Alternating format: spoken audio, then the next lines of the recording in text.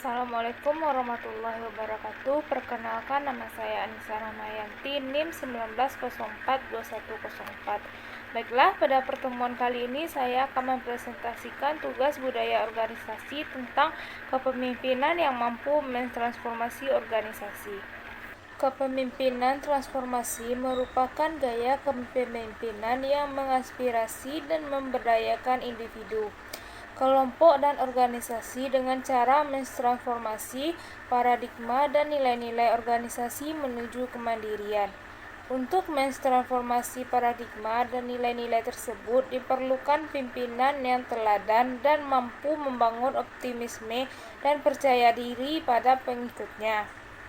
Kepemimpinan transformasi merupakan kemampuan kepemimpinan yang komprehensif dan terpadu yang diperlukan bagi individu, kelompok, maupun organisasi untuk menghasilkan transformasi yang ditandai dengan perubahan pada setiap tahapan. Sedangkan esensi kepemimpinan transformasi tampak pada proses mengaspirasi, mengembangkan, dan memberdayakan pengikutnya. Adapun aspek-aspek kepemimpinan transformasi diantaranya yang pertama, kepemimpinan transformasi muncul pada waktu orang-orang dalam organisasi atau pimpinan dan pengikutnya menginginkan untuk meningkatkan motivasi dan moralitas yang tinggi. Yang kedua, kepemimpinan transformasi berusaha untuk memotivasi dan mengaspirasi orang-orang sekitarnya dengan cara menjelaskan bahwa pekerjaan mereka penting dan penuh tantangan. Yang ketiga, kepemimpinan transformasi mampu mengurangi ketergantungan para pengikut terhadap pimpinannya dengan cara mendelegasikan kewenangan, mengembangkan kemampuan, dan meningkatkan rasa percaya diri pada pengikutnya, mendorong untuk mengatur sendiri kerja tim, melengkapi akses langsung untuk memperoleh informasi, menghilangkan fungsi kontrol yang tidak perlu, dan menciptakan budaya kerja yang kuat untuk pemberdayaan. Yang keempat, kepemimpinan transformasi mengembangkan pemikiran visioner seperti dalam mengembangkan organisasi dalam mengatasi perusahaan yang tidak dapat diselesaikan secara terstruktur seperti dalam keadaan krisis. Yang kelima, kepemimpinan transformasi lebih mengembangkan cara kerja kolaboratif ketimbang cara kerja hierarkis dengan melalui pembelajaran individual maupun pembelajaran organisasi. Yang keenam, kepemimpinan transformasi meningkatkan pemberdayaan pengikut sehingga cocok untuk menghadapi perkembangan situasi dan lingkungan yang berpengaruh terhadap organisasi. Adapun kiat-kiat dalam kepemimpinan transformasi yaitu yang pertama, mengkomunikasikan visi dengan jelas. Yang kedua, melibatkan pemangku kepentingan.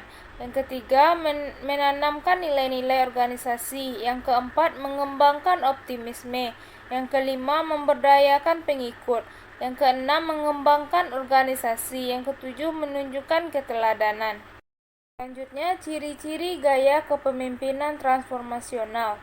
Yang pertama, stimulasi intelektual. Yang kedua, konsiderasi individual. Yang ketiga, motivasi inspirasional. Yang keempat, idealisasi pengaruh. Perusahaan yang tepat untuk gaya kepemimpinan transformasional.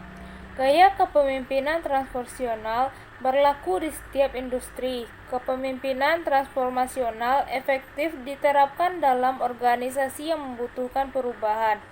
Gaya kepemimpinan ini juga cocok untuk perusahaan skala kecil atau perusahaan rintisan yang punya visi besar dan butuh cepat beradaptasi dengan industrinya.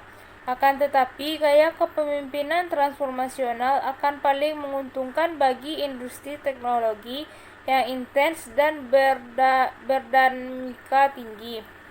Inovasi dan tren teknologi yang sangat cepat berganti dengan mensukseskan atau justru menghancurkan sebuah perusahaan IT juga tidak diperkuat dengan kepemimpinan transformasional. Beberapa aspek kepemimpinan yang dapat meningkatkan efektivitas organisasi. Yang pertama, kepemimpinan transaksional. Kepemimpinan transaksional adalah hubungan antara pimpinan dan bawahan yang berlandaskan pada adanya pertukaran atau adanya tawar-menawar antara pemimpin dan bawahannya. Yang kedua, kepemimpinan transformasional. Dalam kepemimpinan transformasional, pertukaran yang terjadi antara bawahan dan pimpinan tidak sekedar pertukaran seperti yang terjadi pada kepemimpinan transaksional.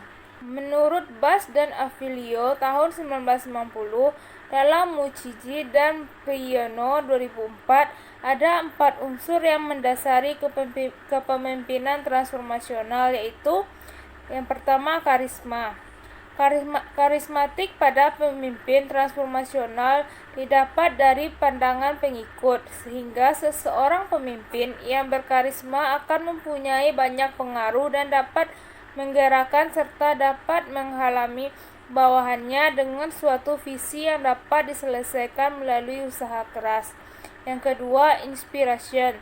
Pemimpin yang inspirasional dapat mengartikulasikan tujuan beserta dapat menentukan suatu pengertian mengenai apa yang dirasa penting serta apa yang dirasakan benar, sehingga pemimpin dapat mempertinggi arti serta meningkatkan harapan yang positif mengenai apa yang perlu dilakukan. Yang ketiga, intellectual stimulation. Para pemimpin membantu bawahannya untuk dapat memikirkan mengenai masalah-masalah lama dengan cara baru. Dan yang terakhir, individualized consideration. Seorang pemimpin yang harus mampu untuk memperlakukan bawahannya secara berbeda-beda namun adil, yaitu mampu memperhatikan satu persatu bawahannya dan tidak hanya mengenali kebutuhannya serta meningkatkan perspektif bawahannya. Namun jika memberikan prasarana dalam rangka pencapaian tujuan secara efektif serta memberi pekerjaan yang memberikan tantangan yang lebih. Baiklah, hanya itu yang dapat saya presentasikan pada pertemuan kali ini. Kalau ada salah dan kurangnya saya mohon maaf.